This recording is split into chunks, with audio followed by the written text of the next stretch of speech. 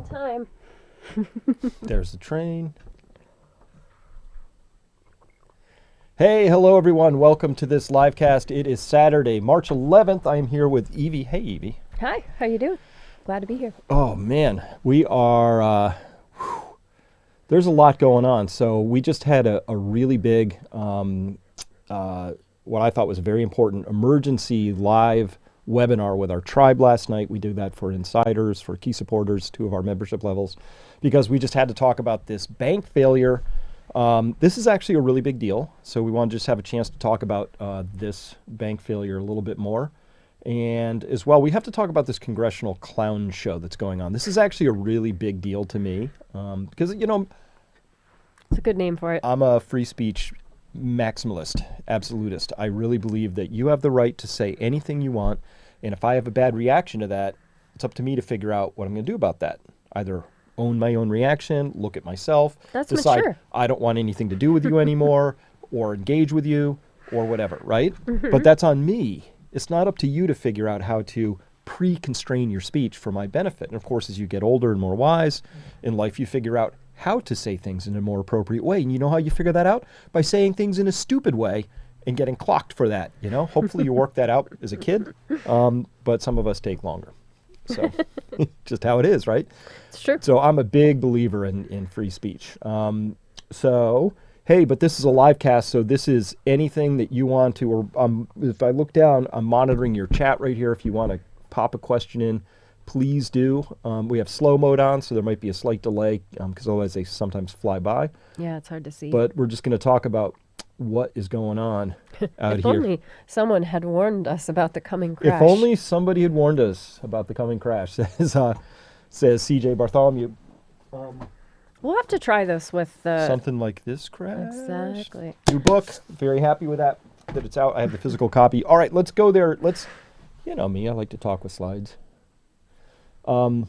Let's talk about this bank collapse real quick. I'm sure it's on everybody's minds. There's a lot of information flying around out there. I'm going to do what I can to clarify some of it. First off, this is not just another bank failure. This is the second largest U.S. bank failure. Only Washington Mutual in 2008 was larger. Wow. We're talking about a bank with over $200 billion in assets. Allegedly, what it had was, so very quickly, a bank's assets are somebody else's liabilities and vice versa. It's how banking works. All of banking is it's an accounting sheet, assets and liabilities, it's the whole thing. Mm-hmm. So my asset is the bank account I have. That's the liability of the bank. The bank's assets would be things like loans it's made, car loans, auto loans, student loans, mortgages, or it owns treasuries, mortgage-backed securities. So anytime a bank has an asset, it's actually somebody else's debt. Even if even if it isn't paid back yet, I mean, it's technically an asset that hasn't occurred. Do you know what I'm saying? If you owe money to the bank and you've only paid 2 years on your 30-year mortgage. Yeah. So, well, some of these loans are what are called secured, and some are unsecured. So a secured loan has some collateral behind it. Your house, right? If you don't pay your mortgage, what happens? If you miss your last mortgage payment, number 360 out of 360, right? You've paid 359 of them. You know what happens? You lose your house. That's awful. That's how that works, That's awful. right? Yeah. That's not nice. Right, Joe Potter? Show me the money. So at any rate, this was the second largest U.S. bank failure here.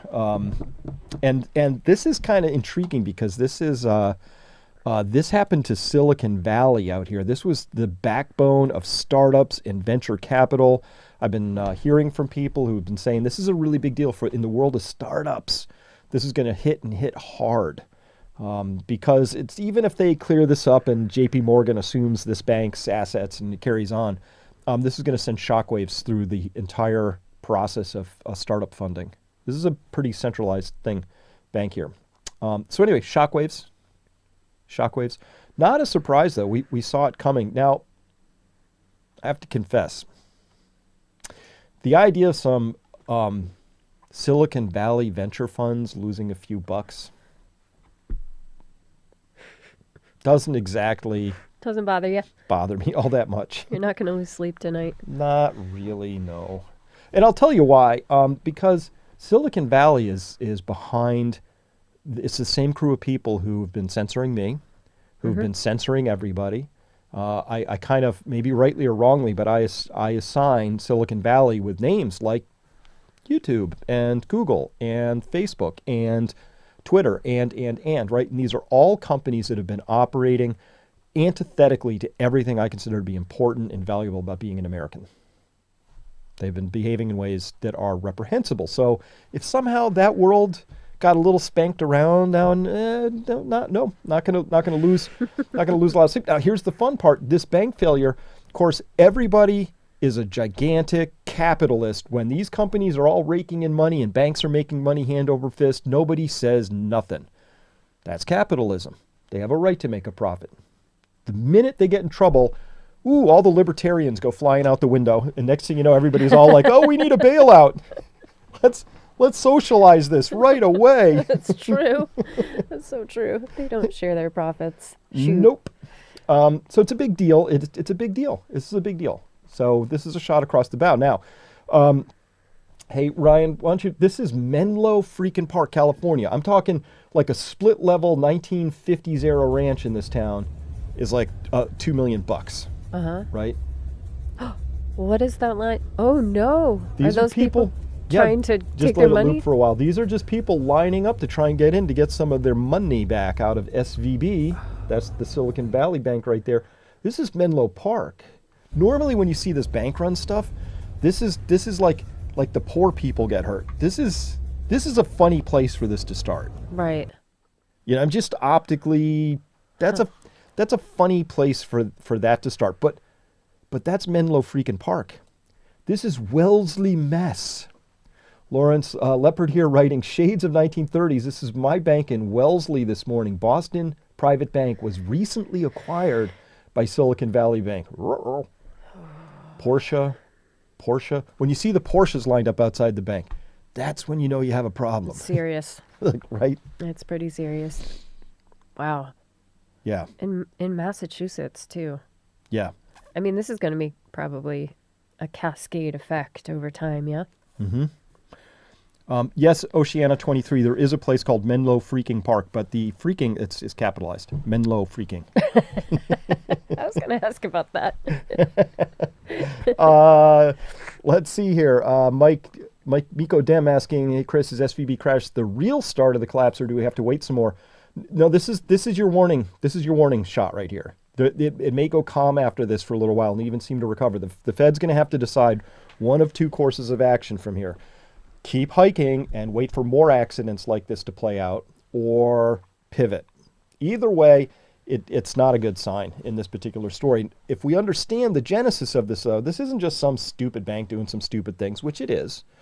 It's more than that. This happened because the Federal Reserve did really dumb stuff in 87, 94, 1998, 2001, 2006, 7, 8, and then 9, 10, 11, 12, 13, 19, and then 2020. This is just increasingly dumb stuff by the Fed.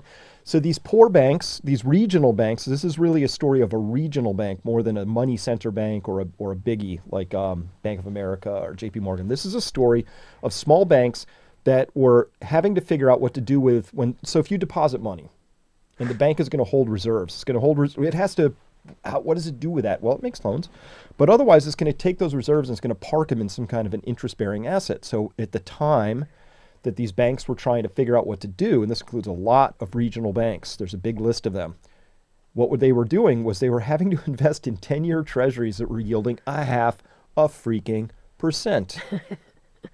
Okay? 0.5%. You can't run, you can't run a business on that if you're a bank, because banks live on the vig between what they pay out, cheap deposits, and then loans. But part of that is they have to put their money into something, right? So that started to happen. And then this has been really bad for banks because, well, people are doing what I'm doing. I can hold my money at Treasury Direct with the U.S. Treasury itself, skip the bank entirely, and earn 5% when my bank can maybe offer 2, 3, sometimes 4% if you tie your money up for a long time in a CD, right, something like that. Who cares? No, I'd rather get 5%. So, but this was Boston. This was Boston. You know what? I have an explanation for why Boston got struck, and it's because, well, it's because they erected a statue honoring the sweet potato, and obviously they pissed off the other vegetable gods. The rutabaga god. This makes me blush. I don't know why. This this statue. I don't know. Yeah. Yeah. Anyway. The sweet potato was the kindest thing I could call that. I was searching, like, make this family friendly. What do you do? That's as close as I could get. Yep, it does look like that. That's fair. All right, so let's dive in. Let's dive into this a tiny bit. Okay, so the Silicon Valley Bank CEO, right? Greg Becker, right? He was on the San Francisco Fed's board. Okay. So this whole idea that the Federal Reserve, first off, the Fed caused this by keeping interest rates too low. They knew they were crushing these banks. They have the CEO serving on the board with the Federal Reserve in the district, in the regions, because there's 12 Federal Reserve districts. He's on the San Francisco district. Greg Becker is sitting there on the board. He's a Class A director. They have Class A, B, C. He's a Class A director. There's not a chance in the world that the Federal Reserve wasn't aware of the sort of pain and pressure that they were putting these banks under. In fact, this guy was voting for this kind of stuff and providing feedback to put this stuff. But look at this. I love it. These guys, when they're really embarrassed, they move at the speed of lightning. He was on the bank until Friday. That's when the bank collapsed. But they got him off. I went to their website. They scrubbed him. I had to Already? Gone. Wow. Just as if it never happened. I had to use the Wayback Machine, and I found him. So here he is. Yep, 2019. I had to go back a little bit. Wow. Sure enough, Greg Becker has been elected to the head office Class A director. Prior to becoming CEO of SVB, Mr. Becker worked as the bank president's COO, the chief operations officer. Wow. Is that like that's a legal thing to do? Clown World rating from me. Yeah, right. This is total Clown World time. There he is, nice looking guy. Looks not, just, well, I wouldn't run into him on the street, wouldn't think anything bad or any of that stuff. Not saying he's necessarily a bad guy, but so when you become the CEO of interest, though, sorry, I didn't mean to interrupt you. Isn't that a conflict of interest to do that? I mean, it seems all of banking and regulation in DC is one giant ball of conflict of interest. Okay. So he fit right into that. Good. That's Just why it's need to Clown know. World to me. It's like, really? Right? Same guy as Lehman, says Joe Potter. Come on. That's crazy talk, Joe. He wouldn't. Oh, yeah, actually he did. Who did he hire in as his chief administrative officer of SVB Securities was the CFO for Lehman Brothers, Mr. Gentile.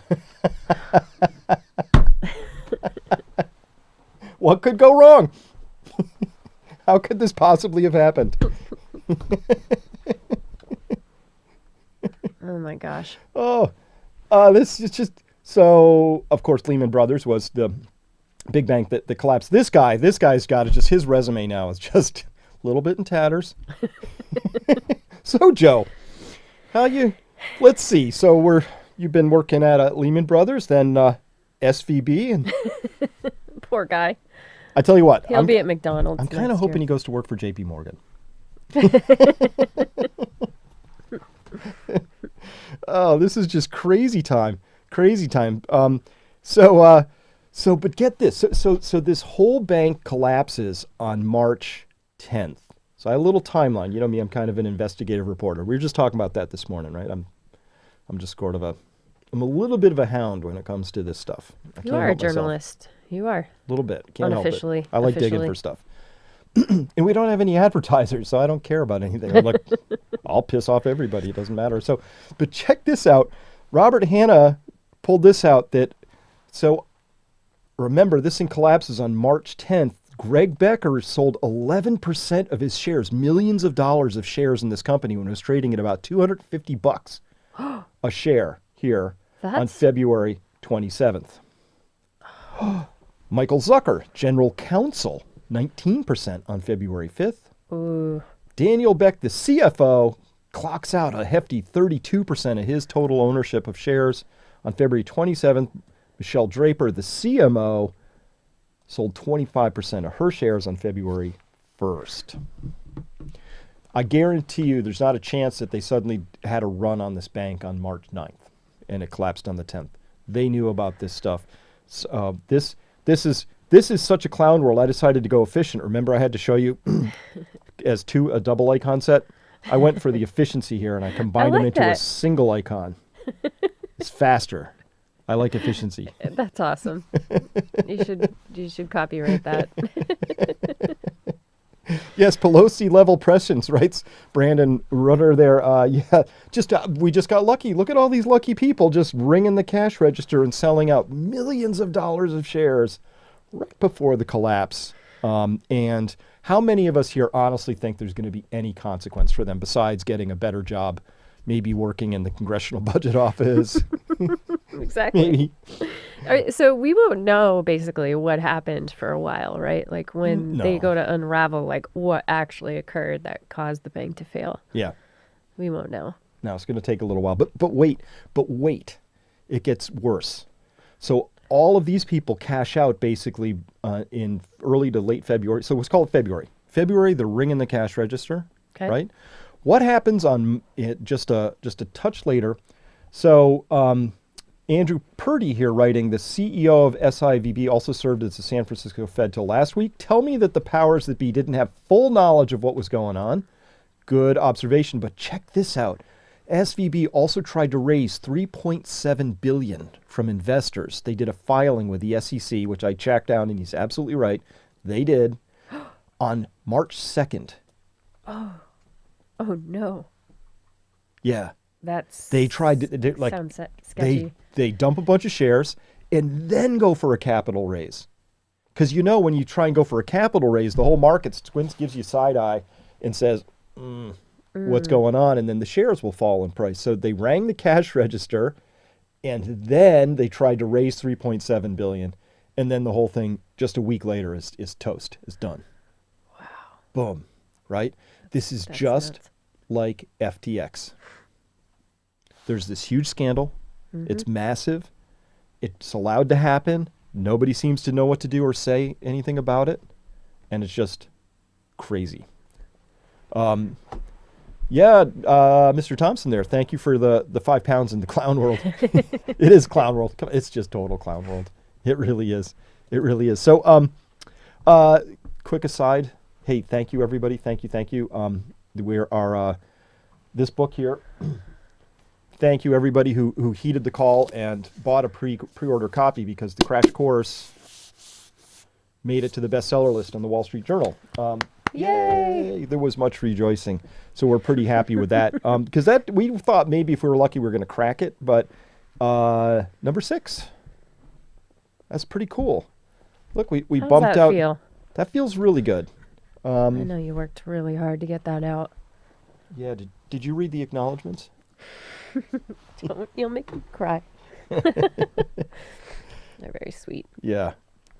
So thanks for that. And by the way, so that means we have a new cover on the way. Look at that. Look at that little red banner at the top now. Ooh. Yeah. So I'm excited because this means that more people are going to find out about it, maybe who didn't know. But so if you want to understand what's really going on with this whole banking scandal and why I'm just sort of permanently bearish in the sense that I don't believe there's any long-term solution to where we're going in this particular story, is because I understand what's happening with energy and the economy and how those two relate to each other and how they relate also to the environment, with an honorary fourth E in the story, which is exponential growth. And that's what this book, this is the revised edition. It first came out in 2011 as a book. But if you understand what's in that book, all of this other stuff that's happening, if you think the SVB failure is a big deal, wait till all the banks fail. Because that's where we're headed, because we have inept, corrupt leadership in its clown world. The only way we could not experience a really bad outcome here in terms of like things sort of not working well and collapsing even, is if we had non-clown world leadership. So, abandon all hope, ye who enter the second part of this presentation. Aw, man. Oh man. Well, let's go there. It's a weekend. Let's Come on. let's go there. Let's go to Jay Powell himself. Jay, clue us in. How's our future looking? This is not about what the Fed has done. This is what about the Congress has done that you have to factor in to your decisions. Do you think about the costs of borrowing for the United States itself? No, we do not, and we're not going to. In other words, that would be fiscal dominance. If we were, constrained in our monetary policy by the budgetary situation of the United States, and we're not. We're clearly not. The path we're on is not sustainable, but the level of debt that we have is not unsustainable. Is sustainable. Put it that way. Right. So we don't think about interest costs when we make monetary policy. We think about maximum employment and price stability. It's your opinion that the level of debt we have is sustainable? Yes, I mean we could clearly we have the largest economy in the world. We can service this debt. That's not the problem. The problem is that we're on a path where the debt is growing substantially faster than the economy, and that's kind of by definition in the long run unsustainable. And the way countries have gotten or fixed that is with longer term programs that have bipartisan support and that address the actual problem in the budget. That's really the formula. All right. What he just said is, she's like, Mr. Powell, the government, the United States, has just fallen out of a plane without a parachute. Is this going to be deadly? He goes, no, it's totally survivable. I mean, the path we're on doesn't end well, but currently there's no particular problem. So the level of debt we have, he's right, is not unsustainable in the sense that we could roll over this level of 31 trillion and sort of work it off over time if we wanted to, but we can't because the U.S. government is fiscal deficit spending about 6% of GDP. So if they stopped taking more debt on, they would immediately tank the economy by 6%, which would then knock-on effect actually tank it by 10%, which would actually tank the whole thing. The U.S. government is caught on a path. That's what he left out, is like the U.S. government cannot get off its current path without crashing the system, but the alternative is to stay on the path which crashes the system. That's the bind, right? So that's why he was stammering. It's like, it's not that it's not unsustainable, it's that it's not understood, stammering mess. That's the guy who's responsible for this mess. Janet Yellen, responsible for this mess. Ben Bernanke, responsible for this mess. Alan Greenspan, it was just a quadruple, it's like Larry Curly Moe and an honorary like Bozo, the clown, right? It's like, that's been our leadership. I love those guys. It's just one giant policy error after another. And so here we are. Here we are with $92 trillion of debt, $200 trillion of unfunded liabilities, and no path to get forward except we're going to grow really fast. Oh, really? How are we going to grow, Batman? Right? What's going to happen there? Oh, Teague, thank you very much saying here, just skimmed through your book, Chris. I'm disappointed there isn't a chapter on how to land a babe. Thanks again for all your insight. It's contained in the intro. The acknowledgments. It's true. Secrets are all in there. I'm blushing again. But that's this whole SVB. Yes, this is a shot across the bow. Mm-hmm. Yes, you should be. There's a lot of. You should have a lot where you have your money stored is very important. The FDIC. Let me be absolutely clear about this. The FDIC does not have sufficient reserves to if we had a giant contagious bank run, meaning lots of people got nervous, started pulling their money out of banks. The banks, did you ever see the movie It's a Wonderful Life with Jimmy Stewart? Yeah, that's one of my favorites. I like that one. Yeah, it's got a nice deep moral, classic. But remember the bank scene, right? All the people come in, they want their bank back. They're trying to explain back there in whatever they shot that movie in, whatever that was, the 40s or something, about how fractional reserve banking works. Mm-hmm. Fractional reserve banking. So 100% reserve banking would be, I give you $100 to hold for me, and it's in your wallet next week when I ask for it. Mm-hmm.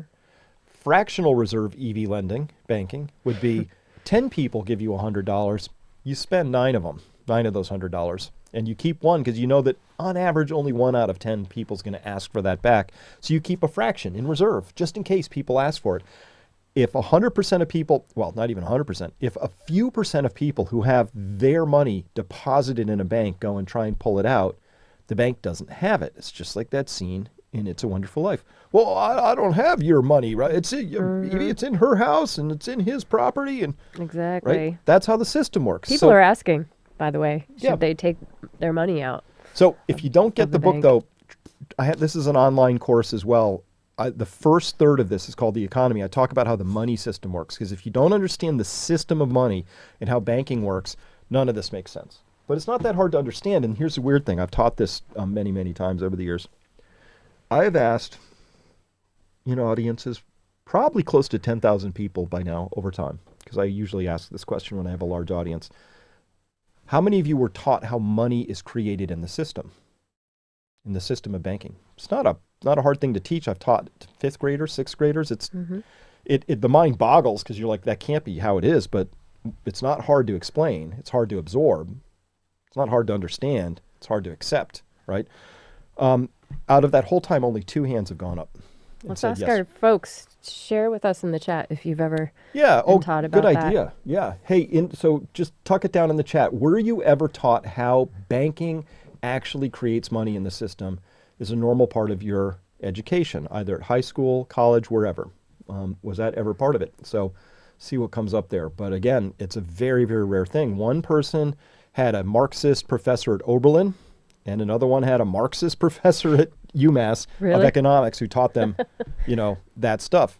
So yeah, catastrophic New England. Hey, good to see you again. It's literally a confidence game. So the whole system works as long as everybody has confidence. This is the important part. SIVB was a break in confidence. And it doesn't give me confidence to see Jay Powell stammer through like, it's only unsustainable if we keep doing it like it's been operating for the past 30 years. It's safe and effective. It's fine. Don't worry. As long as we don't keep doing what we've been doing for 30 years. Not in school, Mike Maloney. I am says yes. That would be interesting. Say more.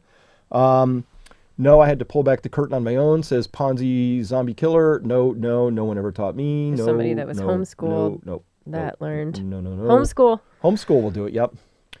Nope.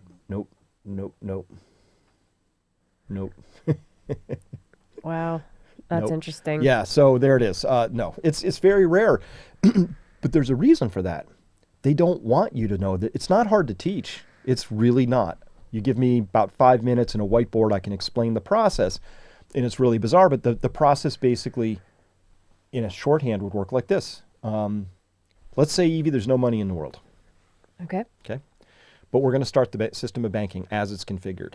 Mm-hmm. So I'm the Federal Reserve. I'm just going to give you $1,000. That's called base money. Here's $1,000. There's now $1,000 in the world. That's all there is. And you're like, I better put this in a bank. Mm-hmm. Hey, I'm a bank too. So now you put your $1,000 in the bank, and on this asset liability side, you have $1,000 asset. Mm-hmm.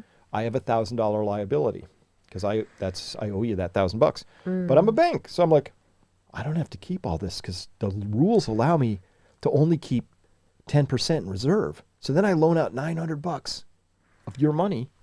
You still have your 1,000 is still sitting there. So I take that 900 and I loan it to some other person, right? Mm-hmm. To, I don't know, buy something, right? So they take that $900. Let's say they pay a carpenter to do some work in their kitchen. Mm-hmm. The carpenter then puts it in the bank, same bank. Your 1,000 is in the bank. Now the carpenter's 900 is in the bank. Well, I can loan out 90% of that too. So that's $810. And I loan that to the third person. And when you do all of this, a 10% reserve ratio means that original $1,000 in the bank can be turned into $10,000 of loans. That's fine. That creates activity. People do things. It's all wonderful. The problem is if all $10,000 of people come and say, I want my money, there's still only that original $1,000 in the system. Mm-hmm. Mm-hmm. It doesn't exist, right? So the whole thing just has to keep going. That's how the system works. It is a confidence game, but it has to keep going. And so because of that, we can take a snapshot at any point in time. I could take you to the Federal Reserve database called FRED at St. Louis Federal Reserve. That's one of the districts. Great website. Use it all the time. Glad they have it. And I could show you, we could pull up two things. How much money is in the banking system today? That's a number, right? It's about $22 trillion. Next question, how much debt is in the system? Well, that's about $92 trillion. So there's more debt than money. So if all these people who had these debts had to pay them back, there's a call on it. We're like, sorry, you got to pay your mortgage back tomorrow. All these people would scramble for dollars and there wouldn't be enough because it would be 1/5 as many as needed So the whole thing has to keep going. The problem is the debt is, if you follow how the system is constructed, the debt is always growing exponentially faster than the money.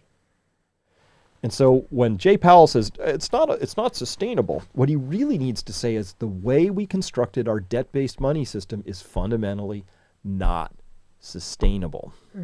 It has to grow exponentially forever, and then it blows up eventually someday. So that's what Jay Powell is saying here. Translation. It's unsustainable. But what he really needs to understand is that is that the whole system of banking, the system itself, has a date with a lot of trouble at some point. So T saying no. Can you scroll back down for that one? Yeah, I'll try. Yeah.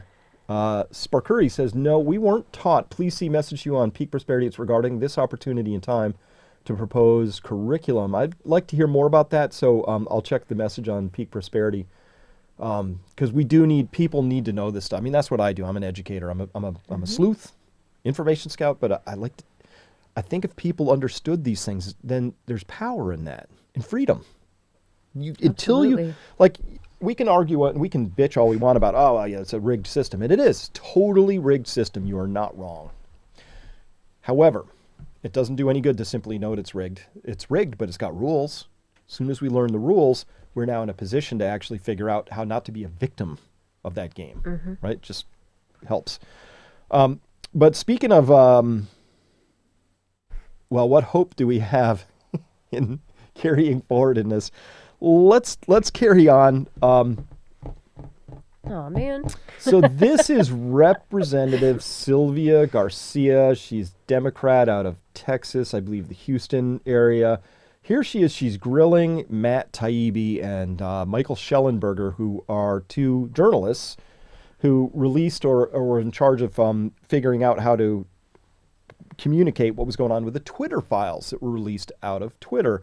So here she is. Let's listen in to this esteemed colleague of ours here ask for something that really shouldn't ever be asked for. Led by a friend, Barry Weiss. My friend Barry Weiss.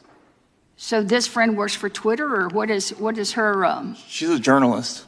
Sir, I didn't ask you a question. I'm now asking Mr. Schellenberger a question. Please Yes, do ma'am. not Barry Weiss interrupt. is a journalist. I'm sorry, sir. She's a journalist. She's a journalist. So you work in concert with her? Yeah. Do you know when she first was contacted by Mr. Musk? I don't know. You don't know. So you're in this as a threesome? There was many more people involved than that. There was many more people involved with it. Are you being paid to be here today, either through consulting fees, No. campaign contribution to your Absolutely next not. run? Gentlelady's Absolutely time Do you have is an interview gentlelady's scheduled after time this is hearing? expired. Absolutely not. Gentlelady's time is Thank you. expired. Thank you. I don't know what to say other than I recognize the gentleman from North Dakota for 5 minutes. I don't know what to say. Mr. Chairman, and I'll yield my 5 minutes.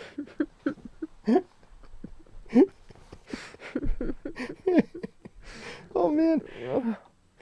So you were some kind of a threesome, huh?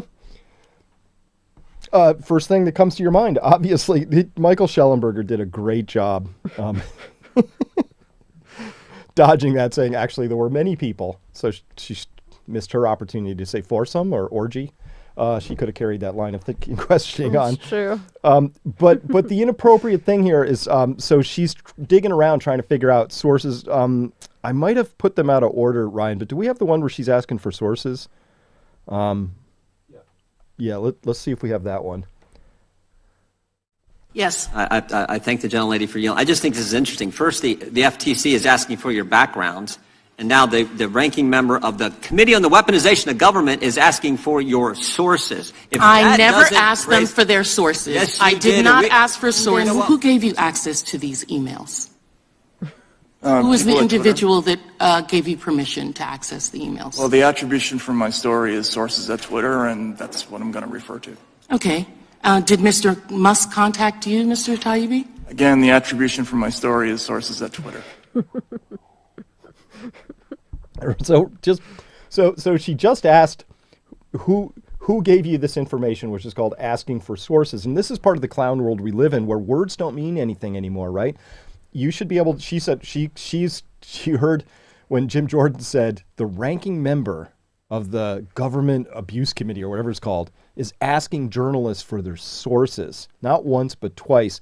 And also, I think I must have not included it, but Representative Sylvia Garcia also 3 times tried to get these guys to reveal their sources, right?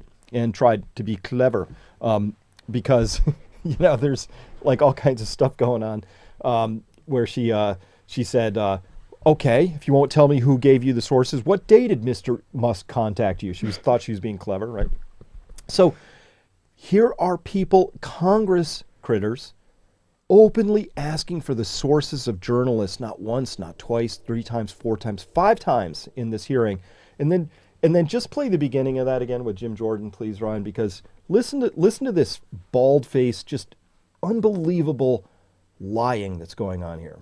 Yes. I thank the gentlelady for yielding. I just think this is interesting. First, the FTC is asking for your background, and now the ranking member of the Committee on the Weaponization of Government is asking for your sources. I never asked them for their sources. Yes, I you did not ask for sources. Who gave you? I never asked for their sources. Yes, you did. you just, we can't even use words. We don't share language anymore. How is this even a thing? I don't know. I'm sorry. Like, I still feel mirth about that. I'm trying to feel serious here. All right. So to the point here. So every single Democrat, including a horrid display by Debbie Wasserman Schmidt, and I think I've got something here by Dan Goldman. He's just awful. Every one of them is just trying to impugn the integrity. Wasserman is saying she took her whole time to go, well, Mr. Taibbi, isn't it true that you made more money now from being a journalist now that you broke a huge story, know? And your followers have increased. And she's outraged that she's trying to label him a grifter, which is an interesting thing because she is the ultimate grifter. It's really atrocious. Not one Democrat or commission, FTC, et cetera, dared to ask them about what they found. So can we just talk about what they found real quick? And oh, by the way, right before I jump into that, hey, everybody, you are cordially invited to become members at Peak Prosperity. I sent out, if you'll notice, before we talked about, this is a replay of this collapse. So we had a big, as I mentioned, a webinar last night with our followers talking about this. They're asking us a bunch of questions. Here on March 7th, my spidey senses were jangling, and I sent out an alert. I very rarely send out alerts, but it's basically, an alert is when Evie and I we come into contact with information that makes us go, uh-oh, we better go to the bank, or we better go to the store, or do something, right? So it's information that activates us personally to dial in our preparation efforts. So we just sent that out on the 7th because I felt like we were something was about to hit. And I didn't know it was going to be SVB, but to somebody else's question earlier, this is the beginning of a very big change in trend. Things are going to get interesting from here on out, no question. Now, this most recent Twittergate stuff, March 9th, here you see, so Taibbi dropped these bombshells right before they headed off to give their testimony. All those testimony was on the 9th as well. So look at this. Look at this. They said here they're going to monitor all tweets coming from Trump's personal account and Biden's personal account. So he wrote here, when Twitter Files reporters were given access to Twitter internal documents last year, we first focused on the company, which acted like a power above government. So here's a company that's going to be monitoring the private tweets even and messages of presidents. You would think somehow there ought to be like That's weird. Some level of like, nah, maybe we shouldn't do that. Didn't matter. They did that, right? And of course, they were very clear, like they wanted to get rid of Trump. That's what they wanted to do. So that's bad. You know what's worse? But it actually turns out that Twitter was more like a partner to the government with other tech firms, with all these other tech firms, which is why I'm not at all unhappy that Silicon Valley is about to take a few in the shorts, because they deserve it good and hard. They held regular industry meetings with the FBI, with the Department of Homeland Security. They developed a formal system for receiving thousands of content reports from every corner of the government, Health and Human Services, Treasury, the NSA, even local police, just meeting after meeting after meeting, thousands of files. Wow. Thousands of files. Routine. This is ordinary part of business. Get this. Emails from the FBI, DHS, other agencies often came with spreadsheets of hundreds of thousands of account names for review, and they would delete them soon after. Ooh, they're covering it up too? Oh, yeah. Of course, Oh, cover-ups. man. It's not really it's not saucy until you get to the cover-up, right? Ugh. This is what every congressperson, I don't care what political party you come from, this is what they should have been focusing on and saying, this is unacceptable, un-American, full stop. Mm-hmm. You know, subpoenas, we're not grilling Matt Taibbi over this. He's sitting behind us as our star witness. We're grilling the head of the FBI, DHS. None of these people should have been doing any of this stuff. No. Full stop, period. Are they investigating themselves in this story? No, never. Of course. Never, right? Yeah, let me go down one more because for me, it gets worse.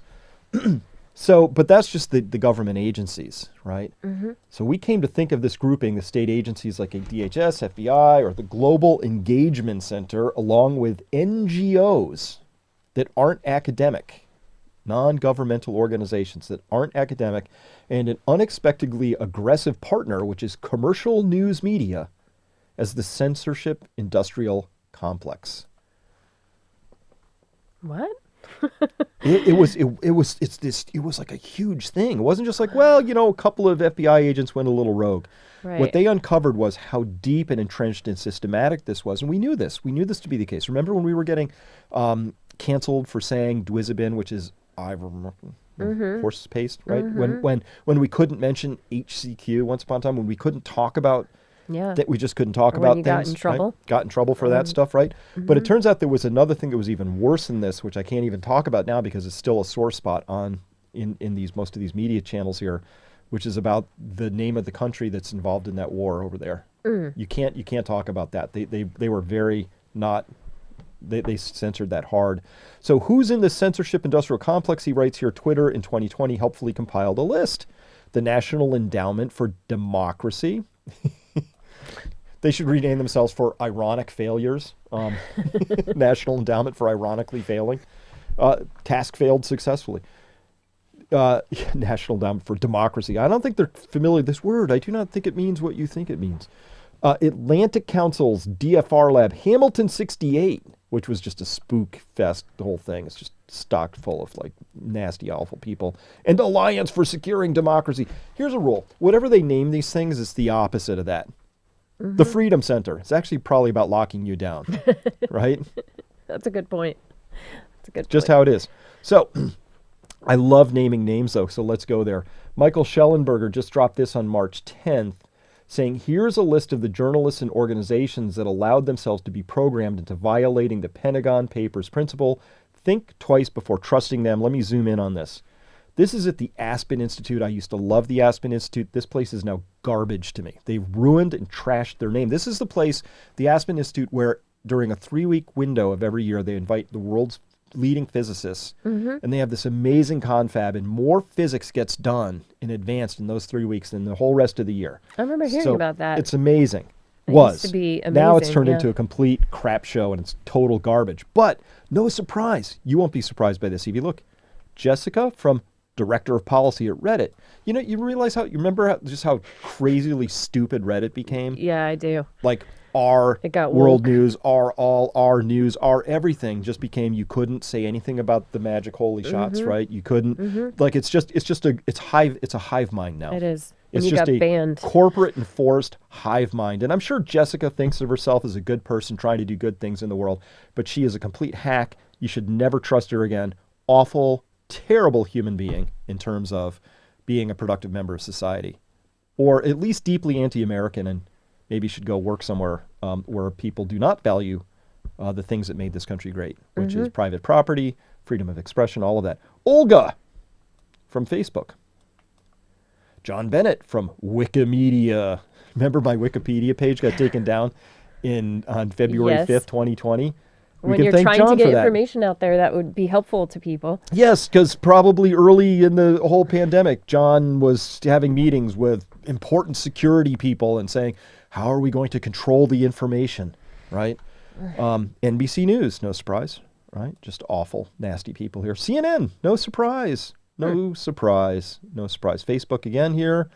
Cybersecurity. Aspen Institute. You guys suck now. Stanford Cyber Policy Center. Yeah, sorry about that. That's terrible. The Dispatch. Lawfare. Well, just to clarify, though, I do believe that there are sketchy things that go on the internet. You know, like I don't want them baiting my children or something like that. I think that it's good to make sure there are things in place that keep kids safe on the internet, because I know there are some schemes out there that are pretty yucky. You know, they'll hack your photographs, and then if this is a child, and they'll say, I'm gonna show them to your whole school unless you send me more. Well, this is a good point. Weird stuff. So this is a good point. Just saying. So when Elon Musk took over Twitter, he did two things which really pissed off some people. One, he allowed free speech again, which was a big no-no, sent all these people into a giant tizzy. They all said, we're going to Mastodon, an alternative service, and they all stomped over and then quietly came back because there was nothing happening over there. The second thing he did is he found 10 million hours of child porn, which Twitter had been doing nothing about. Nothing. I did a whole episode on that. It's really gross, where there was specific cases where people who were victims, who were known victims, who had certified I'm the person in that video, tried to get specific videos taken down, and they were denied because they said these don't violate Twitter's terms of service or policies. Wow. By the same people who were busy saying, we're going to cancel and take this. If you mentioned natural immunity, you got shut down. If you mentioned vitamin D, you got shut down. Child porn, totally fine. So this is just to show you that this had nothing to do with what you're saying, which is how do we get together to begin to make the world a better place by trying to protect innocent people like children. That's okay. I could rally around that. But in terms of normal people having full informed consent, I'm going to show you what that means in just a second. So let me finish this piece because it's a great point. The Pointer Institute, which is the ones who do all the fact checking. Remember? So when I fact check the fact checkers, that comes through the Pointer Institute. So sorry, Kelly McBride, you work at just a crap job and you can't be proud of it. And there's nothing there that's important that you're doing. New York Times, of course. Washington Post, of course. New Yorker, of course. More CNN, makes sense. NPR. How do you feel about NPR, Evie? Oh, I can't stand it. I hate NPR. You do? Yeah. Well, I found this, so I haven't exposed you to this yet. I found a meme yesterday that's you just did? for you. Yeah. Ready? It'll come up any second now. That's funny. I've been seeing that logo all my life. I know. I hadn't made that connection before. That's awesome. PBS, NPC. Hard to say. All right. I don't. Carrying on. Of course, Yoel Roth here of Twitter, just a nasty, horrible human being there. The member of Facebook's oversight board. New York Times again. Daily Beast. Aspen Institute again, shaming itself. First Draft News here. Google, naturally, and Stanford again.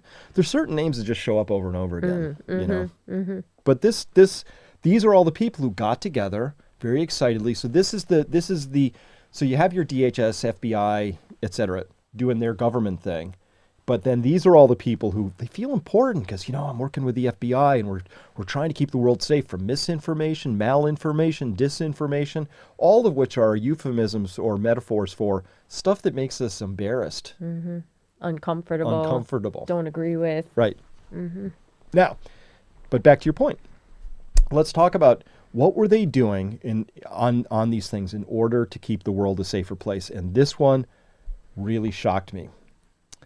So this came out from what they found. They found that they had labeled something that had to be blocked as the output of this committee's meetings. Okay. They said it's important that we block true content which might promote vaccine hesitancy.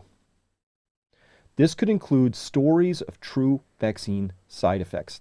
The content is not clearly mis or disinformation, but it may be malinformation in the sense that it causes things to happen that we wouldn't want to happen, which is, things that might cause vaccine hesitancy. Also included in this bucket are often true posts, which could fuel vaccine hesitancy.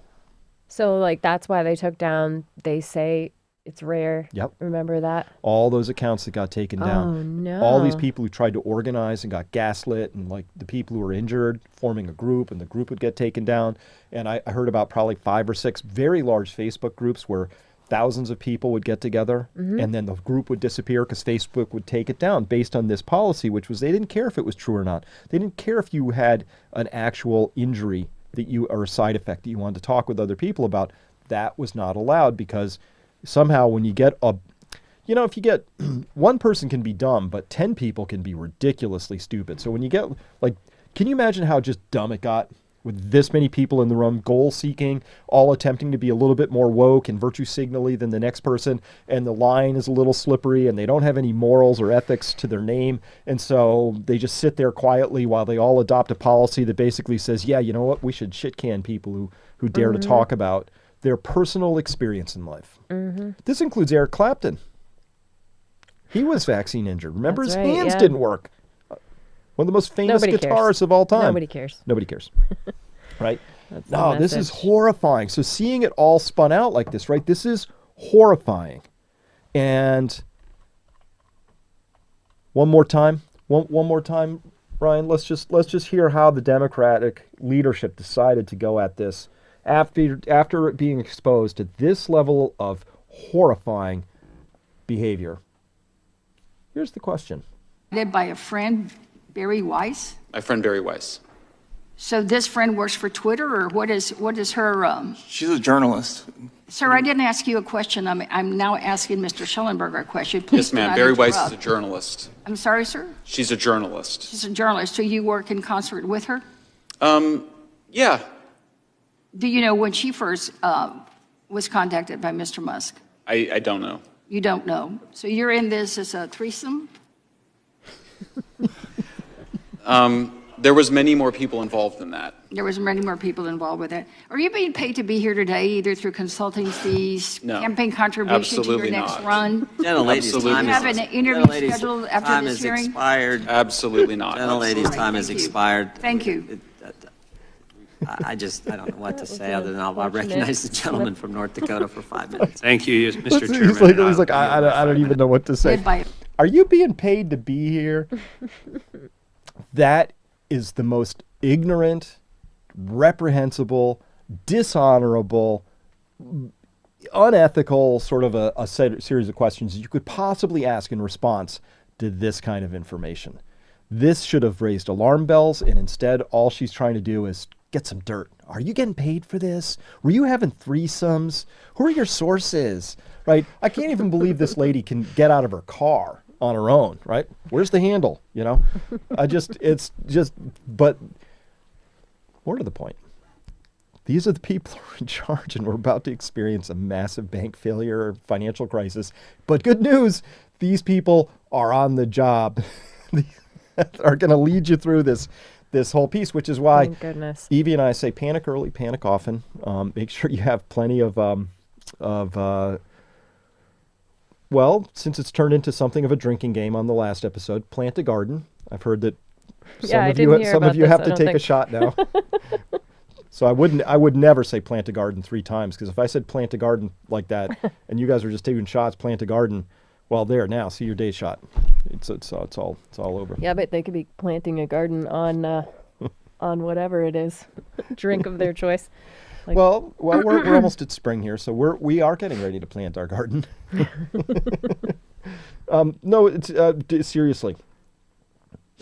gardening on. What have we done? We've taken cash out of the bank. We have obviously gold and silver. It are somewhere within our ability to lay our hands on it. We bought toilet paper. We bought toilet paper, of course. And we live on our solution, such as it is we live here on a farmette, right? So we got cows and chickens and a garden and all that. But I do think it's time to understand that things are going to get dicier as we go forward. And we are going to experience greater and greater levels of disruptions that are going to come forward. So, do we have any more chats going I don't on? know Or what's going on? It's disconnected over okay. here. Well, great. So Evgeny Zizlis is asking, can you explain the FAS 157 rule that has not been reinstated back for smaller banks, the mark-to-market rule, SVB 200 billion in securities actually worth 16 billion mark-to-market. Now, I don't think they're worth 16 billion mark-to-market. Let me see if I can. Oh, that was on yesterday's presentation. I might not be able to pull that up in time. Let me see. It should be.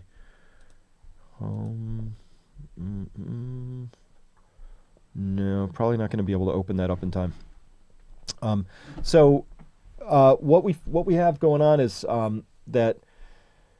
So the problem was for all of the banks that were forced into buying treasuries and mortgage-backed securities back during the 0% interest era, right? When the Federal Reserve in its infinite wisdom got a bunch of people together and said, maybe we should control the price of money and the quantity. They try to do two things at once. You can't. So they were busy trying to control the price of money, and they did. And they said the price of money is zero. Okay. Well, so the problem with that is if you own a bond, let's say you have $1 billion of bonds, and they're paying 0.5, let's say make it easy, they're paying 1%. And then that's okay. Your balance sheet says you have $1 billion of bonds paying 1% rate of interest, but then interest rates go to 4%, right? What just happened? Well, you can't sell these bonds for $1 billion because somebody could pay $1 billion and buy bonds that are paying 4%. So you know what happens? Your bonds are actually worth a lot less. That's called the mark-to-market price. Now, if you could just hold your bonds till they matured, you get your principal back, everything's fine. But if you have to sell them, and that's what happened to SVB, they suddenly had to sell their bonds that were worth, let's say, $1 billion, but now because they had to sell them all at once in a bad market, those bonds were worth perhaps maybe 800 million or something like that. So the difference between your mark-to-market price and the price that they're held at on your balance sheet, that's the loss in there. So this is an unrealized loss where you're sort of holding them. As soon as you sell them, it's a realized loss. So that's a problem. And so that talking about that 157 rule, a lot of things happened in the aftermath of 2008. Banks were allowed to do some crazy stuff after that, right? Super crazy. They were allowed to decide through management expertise and guesswork what their derivative portfolios were actually worth. They would record them on the balance sheet at management discretion. They were allowed to hold and claim that their assets were worth what they were when they bought them, not at a mark-to-market price. There were all kinds of crazy things, but probably the craziest of all things that happened, just nuts to me, excuse me, was what happened in 2010 with the City Act, is what I call it, but it was a Bank Reform Act, Dodd-Frank thing. That totally changed the position of a bankruptcy proceeding for a bank.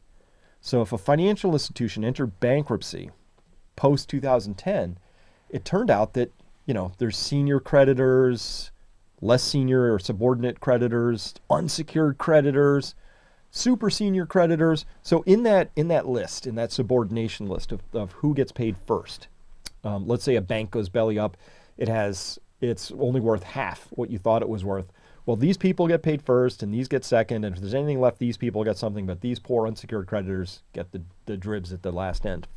This Dodd-Frank Act actually did something unthinkable to me. It elevated the derivative positions, and a derivative is a bet. A bank makes a derivative bet with another bank. You do credit default swap, an interest rate swap, something like that. They're going to do these various bets with each other. Those got elevated to the most senior position in that subordination structure. The most senior, the bets.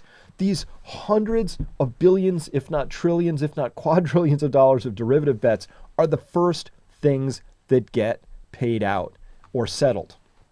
Then you go into the senior bonds, junior bonds, come down through the equity layer. You know who's last on that list? Depositors. They are unsecured creditors. They go along with, I don't know, let's say Like the company that ran the janitorial service, they didn't get paid, by this. They're an unsecured creditor probably. So imagine that. You take your cash, you put it in a bank, and you think, I have an asset there. You do not. If you read the bank documentation carefully, and it's thick or fine print when you sign up, you're an unsecured creditor. To me, it was absolutely, that's why I call it the Citi Act, because Citibank really, or the Chase Act, some people call it, whatever. But big banks desperately wanted their bets to be paid out first. So that's where we're at. So the next question, all those unsecured creditors, if you have more than $250,000 in a bank account, you're not going to get FDIC insured for that above amount, and that above amount would be subject to a bail-in. A bail-out is when public money comes and makes the bank whole. A bail-in is when they just go in and seize your money in bank accounts and then give you something back in exchange for that, usually stock in a very worthless company, right? Somebody's asking, what about mortgages? Can they demand payment in full? No. Most mortgages, well, some could, but most mortgages do not have a call provision in it that says you have to pay us right now. Some do, right? Some commercial mortgages, they have that right. There's always call options, but those would be subject to a lot of terms and conditions. So they would normally say, hey, I'm going to loan you all this money. It's for you told me it's for an apartment building, and you told me that it was going to have 85% occupancy, but if it doesn't, we have the right to then something. That would be a condition. And if you got to 70% occupancy, we might say, no, you have to pay us back, which for that would normally mean you'd have to go out and find another loan somewhere, right? So that right. could happen. And then there are balloon mortgages where there is a defined repayment schedule, but you owe that balloon payment at a particular moment. So, yeah. All right. Insider here, double Q. One, do we have a way to know what food-related products to avoid from the train accident in Ohio? And two, gas price going up. Thanks. Well, no, you don't have an easy way of knowing. I mean, yes, one easy way is if you live in that region of Ohio, I would not be buying anything from any farms that were straight downwind from that in particular. So the good news is this happened in winter. So this would have been a lot worse if this had landed on hay fields that were growing, pastures that cows were eating off of, vegetables that were currently actively growing, and all of that. Because the vinyl chloride itself breaks down fairly quickly in the atmosphere, has a half-life measured in hours. When they burnt it, they created a little phosgene gas, a lot of hydrogen chloride. Those two things as well break down relatively quickly. What I don't know, because I haven't seen the tox yet, is what all the other stuff was. Because those oily sheens, have you seen people poking the rivers? It's like bubbling up on the surface. Yeah, I don't know what that stuff is. That's a good question. So it is good that it was everything's dormant. I wonder what perennials or other things might have issues, like if it's a plant that comes back every year. Yeah, I don't know. So I would want to see some soil testing and all that, but the part I would be most worried about would be actually just downwind of the place where maybe there was some combustion products that would then settle. The thing I'm most worried about in that circumstance are what are called dioxins. Now, dioxins are a very, very broad class. They're one of the most toxic compounds known to humans. Oof. Oh, is that the thing you would take? There's a supplement that a friend of ours is taking for that. To try and get rid of it? Yeah, in your body. I don't know. It's tough stuff because it's very fat soluble. It wouldn't be like something you could chelate out of your bloodstream. No, it's It'd be hard to get rid of. What is she taking? Shoot. Like charcoal? No, it's a green, like algae type. Chlorella stuff. Yeah. And I think of algae. That's if it's in your gut or something like that already. But this stuff distributes to the fat tissues very, very rapidly. And then your body just stores it up. So maybe if you were going through a fat reduction program, that would be a time to be taking that, because as your fat's reducing, it might be releasing this stuff, and then you would have a chance of that being found down there somewhere. Flushing out. Yeah. So that's what I would be worried about most is the dioxins, and it's a broad family of compounds. But that was the stuff Agent Orange caused.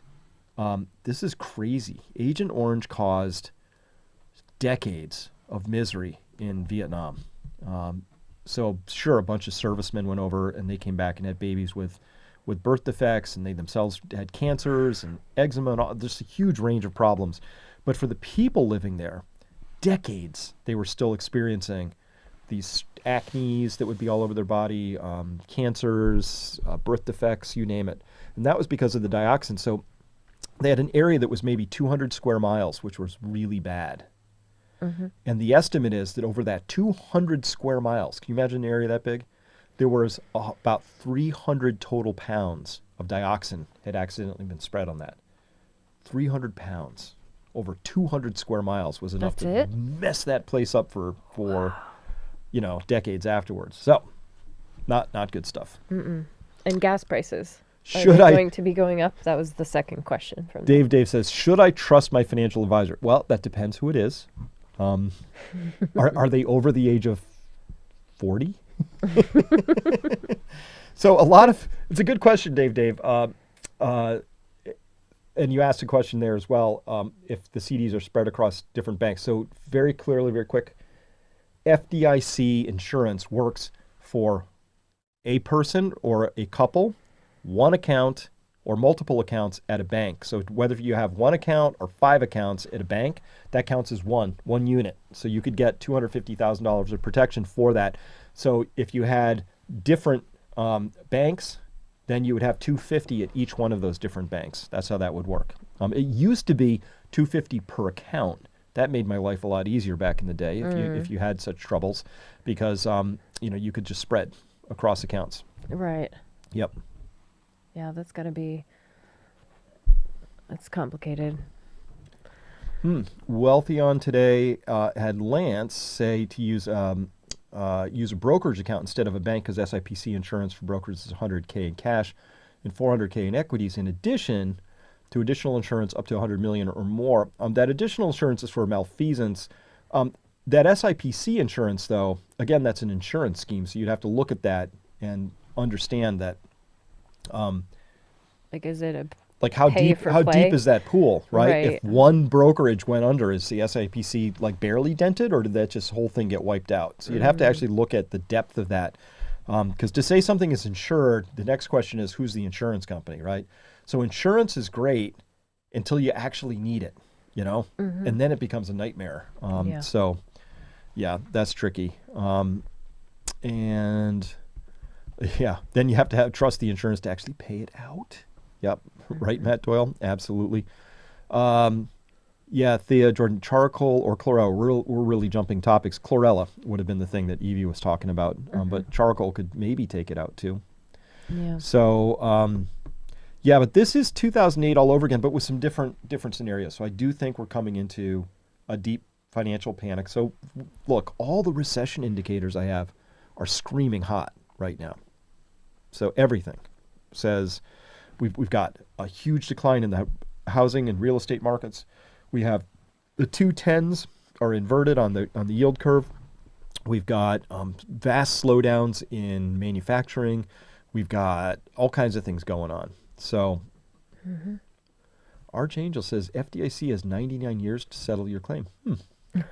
Is that accurate? The FDA is jealous. Sounds right. They only had 75 years to try and release the data.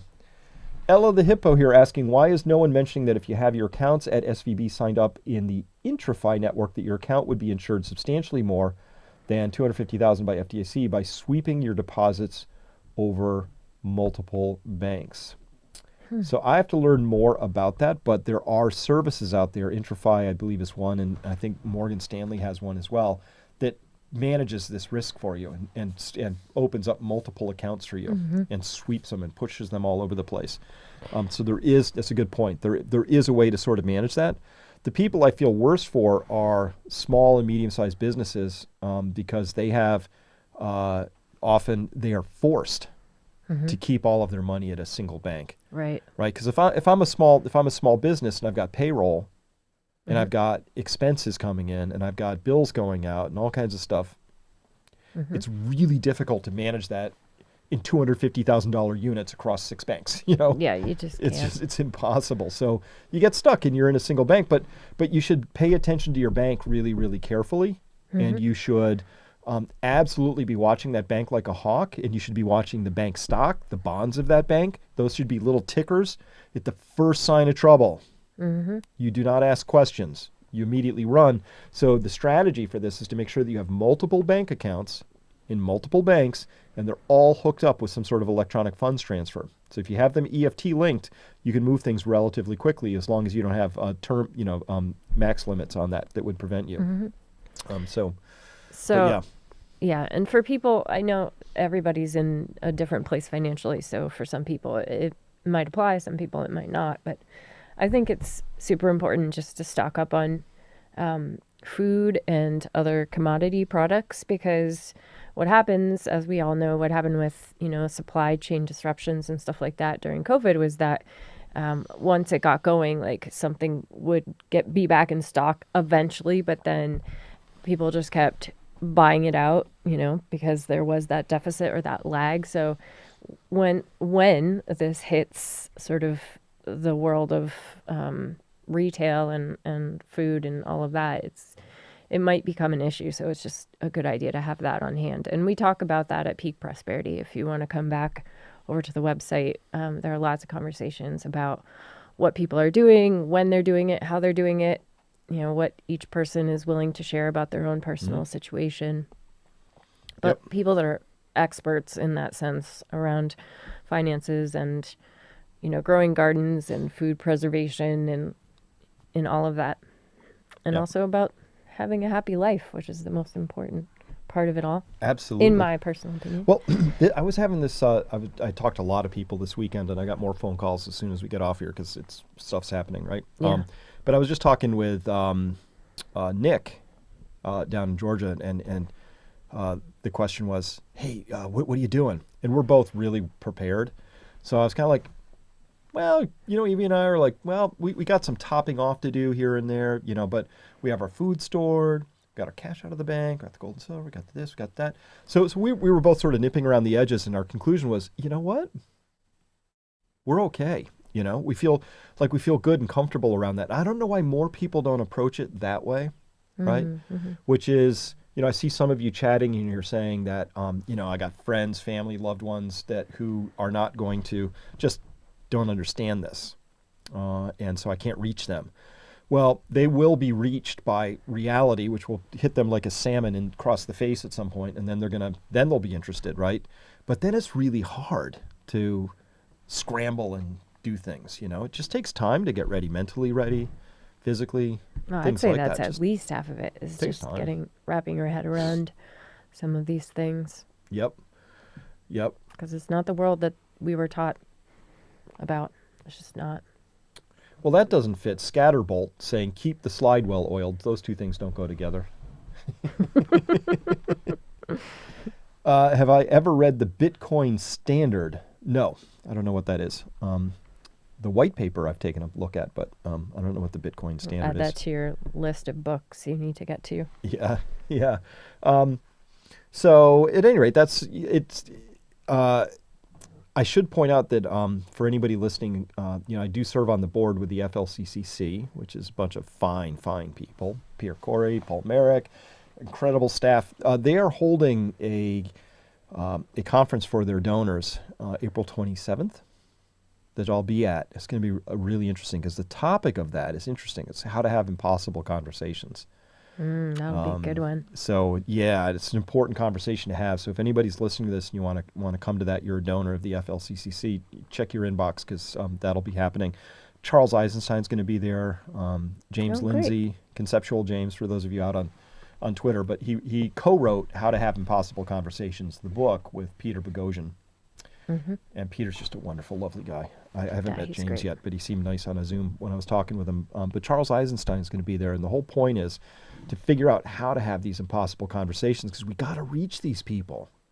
It's so painful to me to see these friends, families, colleagues, lovers, sons, fathers, daughters, all getting separated by this mental illness that's going on and infecting people where we're talking about stuff that's totally irrelevant. Well, are you making money off of this? Like, we're talking about the wrong things in the wrong order, right? That's it's a really good crazy point. making. It is crazy making. It totally is. So if anybody's interested in that, you should come to that because it's going to be phenomenal. Very intimate, and you'll get to meet all Threesome? those. Yeah, Sorry. I couldn't help it. it's an octosome. It's going to be a lot of folks.